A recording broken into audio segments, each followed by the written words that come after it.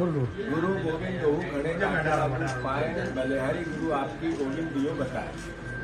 ये परंपरा है प्राचीन भारत की, ये परंपरा है भारतवर्ष के प्राचीन इतिहास की। जिस तरीके से शिक्षकों का अपमान कल आदरणीय शिक्षा मंत्री जी ने किया, मैं मानता हूं कि मोहन यादव ने उनका इसी वक्त इस्तीफा लेना चाहिए। और अगर मोहन यादव इस्तीफा नहीं ले तो मोहन यादव प्रदेश के शिक्षकों से माफी मांगना चाहिए। 5 साल के लिए आए हैं मेहमान बनकर और शिक्षकों को डराएंगे धमकाएंगे। मेहमान बनकर शिक्षक अतिथि शिक्षक नहीं आए, आपकी व्यवस्था में लूच पूछ था, कमियां थी, इसलिए अतिथि शिक्षक उनको बन के बच्चों को शिक्षा देनी पड़ेगी। अगर आप व्यवस्थित करते तो इनको नियमित करते, इनकी लगातार नियुक्तियां होती तो नियमित स्कूल परंपरागत जो चलते हैं उसमें शिक्षकों की जो भर्ती पीएससी के माध्यम से होती है वैसे होती, या स्कूली शिक्षा विभाग के कोई और तरीका होता उससे होती। यानी आपकी कमी, आपका पाप, भारतीय जनता पार्टी की 20 साल की सरकार के पाप का घड़ा आप अतिथि शिक्षकों पे फोड़ते हो, ये निंदनीय है। आपको ये तो समझ में आया कि अतिथि शिक्षकों को आपने मेहमान बनाया, कब्जेधारी बनाया, पर आपको ये समझ नहीं आया आदरणीय शिक्षा मंत्री जी कि शिक्षा विभाग के पोर्टल के मुताबिक 47 जिलों में सिंगल स्कूल टीचर है, एक शिक्षक का स्कूल है। ये आपको समझ में नहीं आया कि पूरे प्रदेश में स्कूलों की संख्या 6,858 है, इसमें से 420 सिंगल स्कूल सिर्फ शिवपुरी में है। शिवपुरी, जहाँ के सांसद ज्योतिराज सिंधिया जिन्होंने कहा अतिथि शिक्षकों के साथ न्याय नहीं होगा तो मैं सड़क पे आ जाऊंगा, आपने सरकार गिरा दूंगा, सरकार गिरा दी। उसी शिवपुरी में 420 शिक्षक सिंगल टीचर के हैं। आपको ये भी पता है कि सतना और रीवा जिले में सिंगल टीचर स्कूल 400 से ज्यादा है, जहाँ सबसे ज्यादा गरीबी है। आपको ये समझ नहीं आया आदरणीय स्कूल शिक्षा मंत्री जी, आप पद पे बैठे, आपकी 20 साल की 25 साल की सरकार है, अभी भारी बहुमत से आप चुन के आए।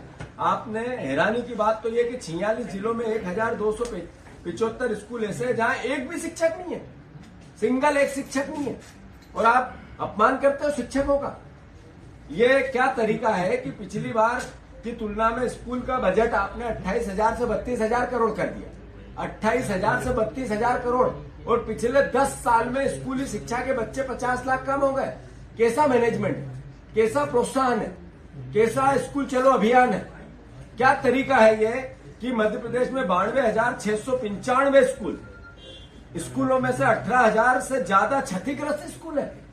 92,000 स्कूल में से 18,000 स्कूल, यानी 40%, 33% स्कूल कब भी गिर जाएंगे। अभी स्कूल गिरा था नरसिंहपुर में, सतना में, सागर में, जब बच्चों की जान चली गई वो समझ में नहीं आया इनको माफी नहीं मांगते आई। किस तरीके का शिक्षा एक भविष्य का आईना दिखाता है किसी भी प्रदेश और देश को। जो शिक्षक होता है ये नींव डालता है भविष्य की, बच्चों को संस्कारित बनाता है, शिक्षित बनाता है, जिससे किसी भी राष्ट्र का निर्माण होता है। वहां पर एक मंत्री इस तरह के वक्तव्य शिक्षकों के लिए दे रहा है। मैं मानता हूं करीब 2000 स्कूल में बच्चे बैठने के लिए क्लासरूम नहीं है। ये किस तरीके की शिक्षा व्यवस्था है आपकी? केवल करप्शन की, भ्रष्टाचार की, अपमान की। एमपी में करीब 25,000 शिक्षकों के पद खाली पड़े हैं, नियमित करने के लिए शिक्षक आंदोलन कर रहे हैं, और ये सरकार उनको उल्टा अपमानित कर रही है। किस तरीके के बच्चियों को लेकर बलात्कार हो रहे हैं, बच्चियों को लेकर कल स्कूल में किस तरीके का अपमानित हुआ, मध्य प्रदेश कलंकित हुआ। जो आज मुख्यमंत्री ने वक्तव्य दिया, कैसी 8% स्कूलों में बच्चों के लिए टॉयलेट नहीं है, जहां मुख्यमंत्री प्रधानमंत्री टॉयलेट का अभियान चला रहे थे। मैं मानता हूं कि मैंने जैसा शुरुआत की थी कि हम जब हमारे पास 15 महीने की सरकार आई थी, हमने अतिथि शिक्षकों को नियमित करने के लिए प्रयास चालू कर दिए थे, हमने एग्जाम्स चालू कर दी थी, हमने अतिथि विद्वान जो थे कॉलेज में उनके 80% का रिक्रूटमेंट लीगल कर दिया था। हमने कोशिश की कि ये नियमित कैसे, उसके लिए प्रयास चालू कर दिए थे। जब वो आंदोलन करते थे, हम अपमानित नहीं करते थे, उनके पास जाके बातें करते थे, उनकी बातें सुनते थे, ताने सुनते थे, उसके बाद भी संयम रखते थे। मैं अतिथि शिक्षान अतिथि विद्वान हमारे जितने शिक्षक परिवार के लोग हैं, शिक्षा कर्मी हैं, जितने भी शिक्षा से जुड़े हुए कर्मचारी हैं, आग्रह करना चाहता हूं आप सबसे कि आप ही लोग हो जो इनको मदद करते हो, आप ही लोग हो जो इनकी सरकार बनाते हो 20 साल से। अगर आप ऐसे अपमानित होकर भी इनकी सरकार बनाओगे तो फिर विपक्ष क्या करेगा, कांग्रेस क्या करेगी? आपको भी जागना पड़ेगा कि आखिर हमें आप ताकत नहीं दोगे, मदद नहीं करोगे तो हम इनसे मुकाबला कैसे करें? हम कैसे, आपकी शक्ति से ही हमारी शक्ति है, विपक्ष की शक्ति है। मैं फिर से एक बार अनुरोध करता हूं कि मैंने बहुत गंभीरता से लिया है इस पूरे प्रकरण को, कांग्रेस पार्टी ने गंभीरता से लिया है। मैंने हमारे शीर्ष नेतृत्व को भी आग्रह किया कि मध्य प्रदेश में अब शिक्षकों का अपमान हो रहा, सत्ता के मद में ये सरकार मदमस्त हो गई है। ये सरकार के मंत्री सिर्फ करप्शन करना चाहते हैं। अरे शिक्षा मंत्री के पास परिवहन मंत्रालय भी है, वहां करप्शन नहीं हो रहा है तो शिक्षकों पे उसकी भड़ास निकाल रहे हैं। वहां पे इनके आपस में तालमेल नहीं बन रहे हैं, कहीं अलग अलग प्रकार के, तो उसकी कुंठा सरकार को अस्थिर करने में लगे हैं। क्या कारण है?